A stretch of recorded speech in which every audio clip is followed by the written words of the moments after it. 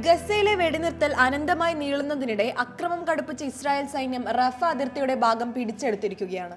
കിഴക്കൻ റഫയിൽ നിന്ന് ഒഴിഞ്ഞുപോകാൻ ആളുകളിൽ സമ്മർദ്ദം തുടരുകയാണ് ഇസ്രായേൽ. റഫയിൽ നടന്ന ആക്രമണത്തിൽ 12 പേർ കൊല്ലപ്പെട്ടതായും റിപ്പോർട്ടുണ്ട്. റഫ അതിർത്തിയിൽ ഇസ്രായേൽ സൈന്യം നിലയുറപ്പിച്ചതോടെ ഗസയിലേക്കുള്ള സഹായ വിതരണവും നിലച്ചു. റഫ ഇസ്രായേൽ ആക്രമിച്ചാൽ ഗുരുതരമായ മാനുഷിക പ്രതിസന്ധി നേരിടേണ്ടി വരുമെന്ന് UN ഏജൻസികൾ മുന്നറിയിപ്പ് നൽകിയിട്ടുണ്ട്.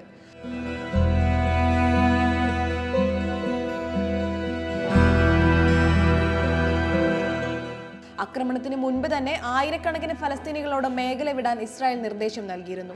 15 ലക്ഷം ഫലസ്തീനികളുടെ അവസാനത്തെ അത്താണിയാണ് റഫ. ഗസയിൽ നിന്ന് ഫലസ്തീനികൾക്ക് പുറത്തു കടക്കാനുള്ള ഒരേ ഒരു കവാടം കൂടിയാണ് റഫ.